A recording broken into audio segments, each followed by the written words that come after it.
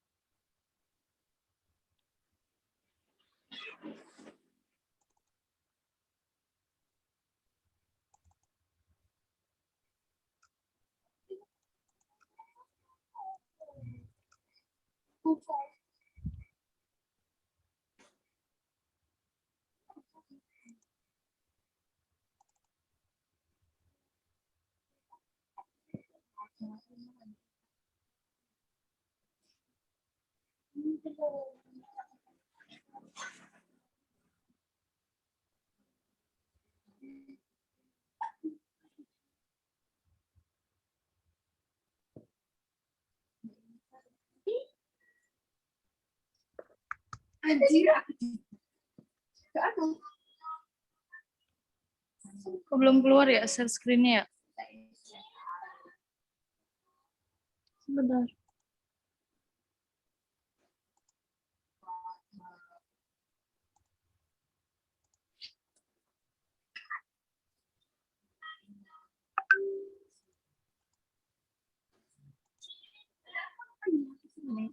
Dah.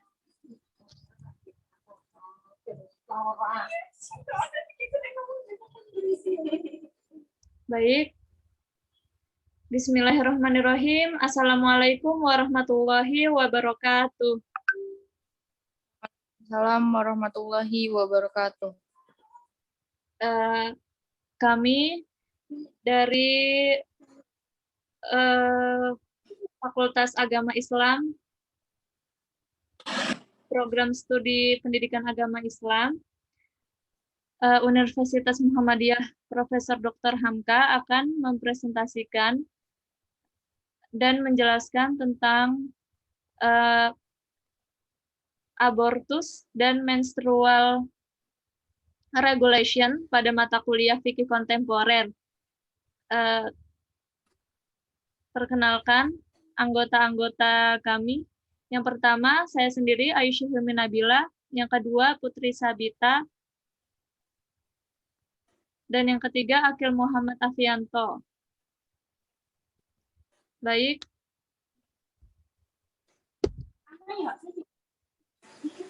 Yang pertama akan dijelaskan oleh Putri Sabita.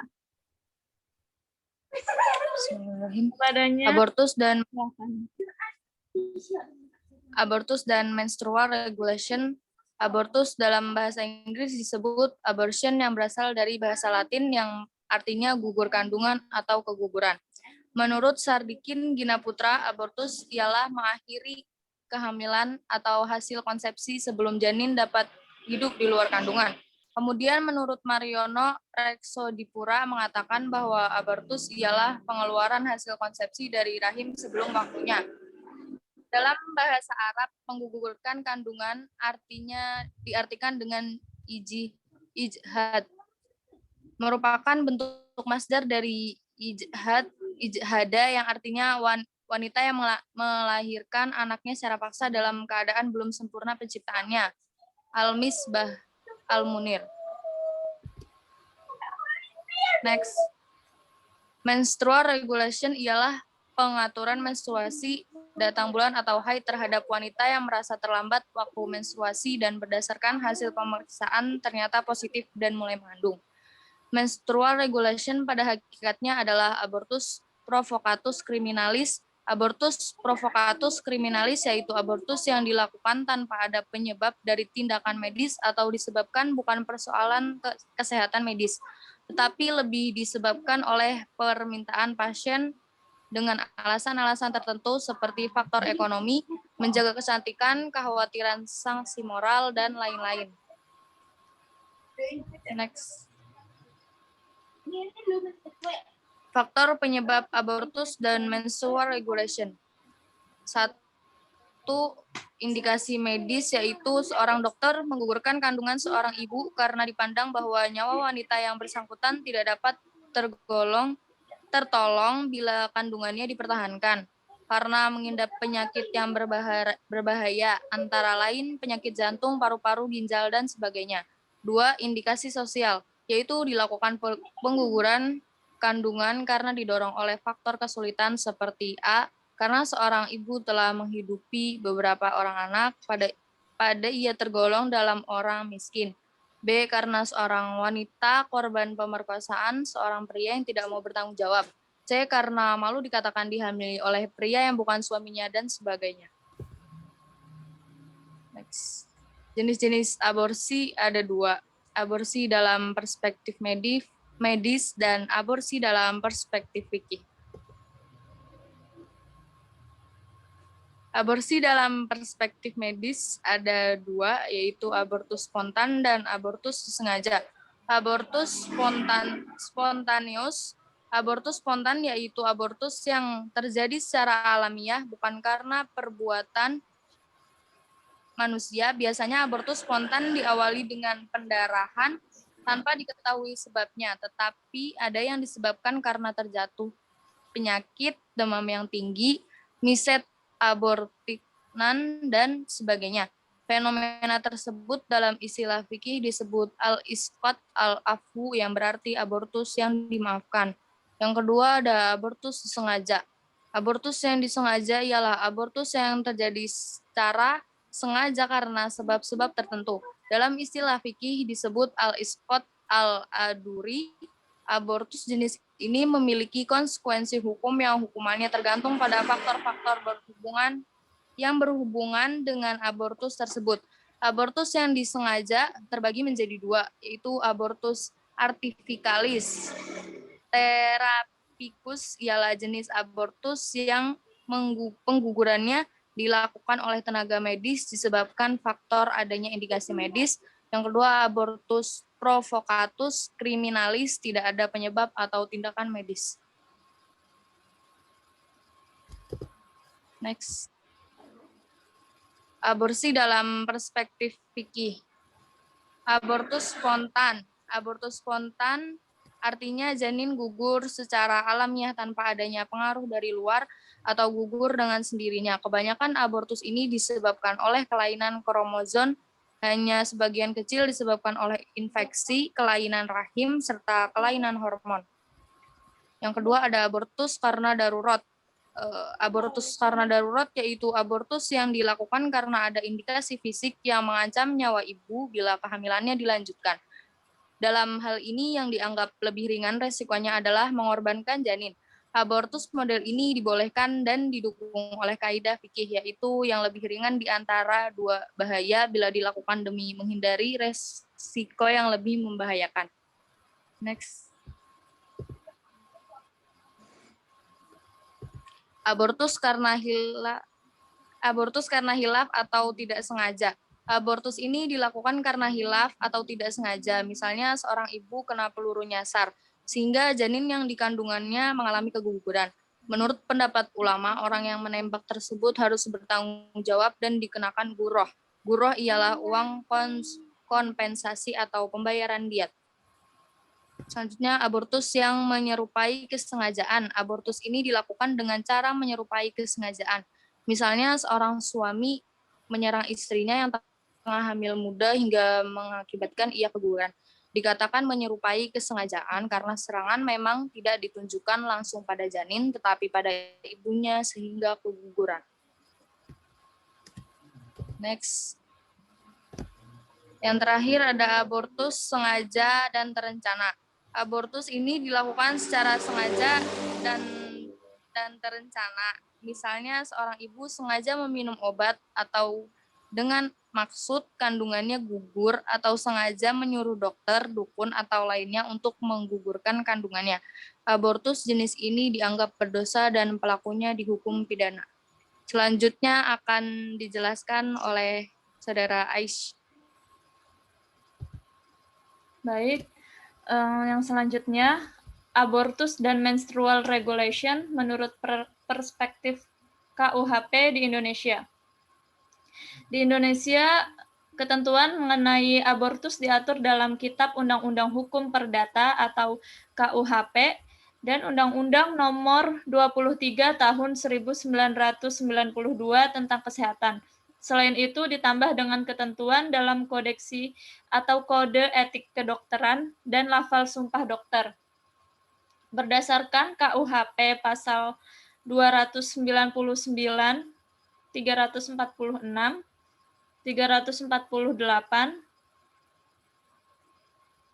dan 349, negara melarang abortus termasuk menstrual regulation dan sanksi hukum yang cukup berat. Bahkan hukumannya tidak hanya ditujukan kepada wanita yang bersangkutan, tetapi semua orang yang terlibat dalam kejahatan ini dapat dituntut seperti dokter, dukun bayi, dan sebagainya, mengobati yang menyuruhnya atau yang membantu.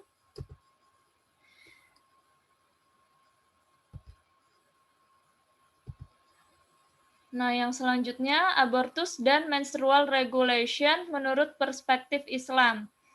Al-Quran mengajarkan umat tentang hukum yang berkaitan dengan pengendalian perbuatan manusia.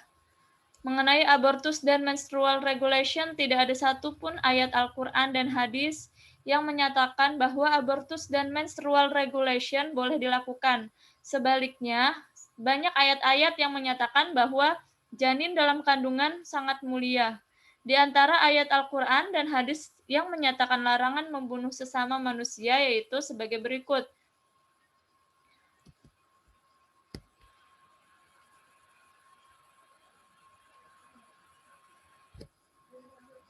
A'udzu billahi minasyaitonir rajim. Bismillahirrahmanirrahim. Wala taqtulun nafsal lati harramallahu illa bil haqq. Wa man qutila mazluman faqad ja'alna liwaliyhi sultanan fala yusrif fil qatl.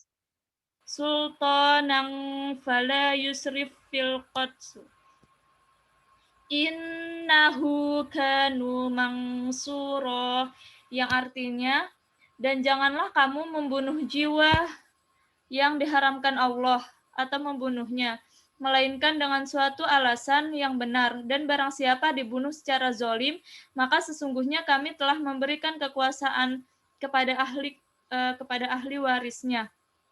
Tetapi janganlah ahli waris itu melampaui batas dan membunuhnya. Sesungguhnya ia adalah orang yang mendapat pertolongan. Quran Surah Al-Isra ayat 33.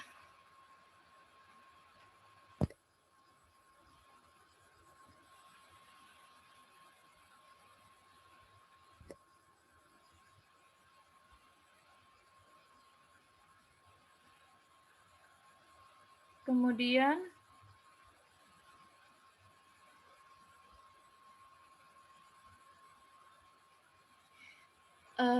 ada firman Allah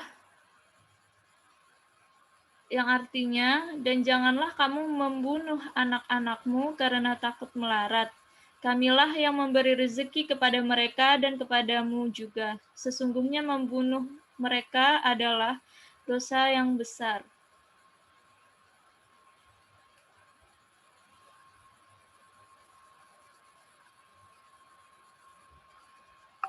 Quran surah ke-17 ayat 31.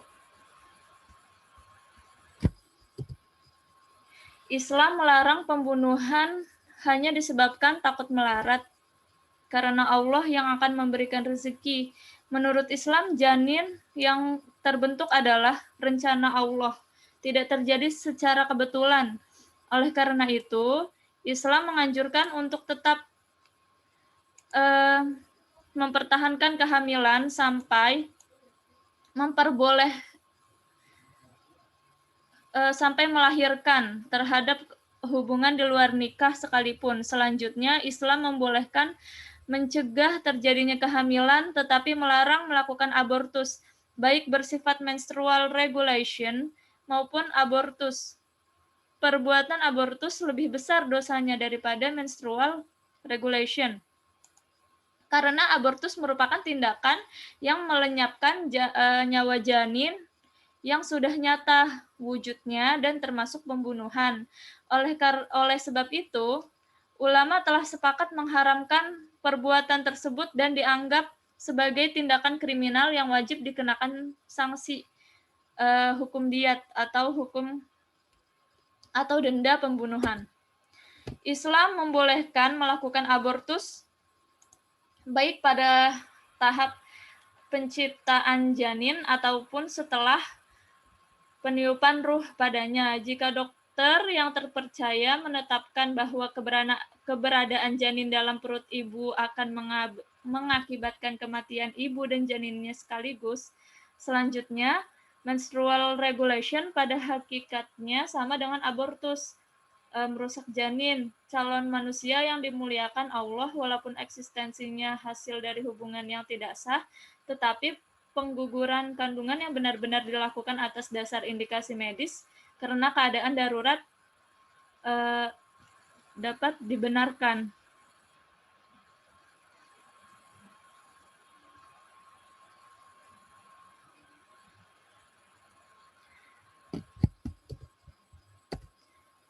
Nah, terakhir saya ingin memberi kesimpulan yaitu abortus adalah pengeluaran hasil konsepsi dari rahim sebelum waktunya atau sebelum masa kelahiran secara alamiah. Sedangkan menstrual regulation adalah pengaturan menstrual atau datang bulan atau haid.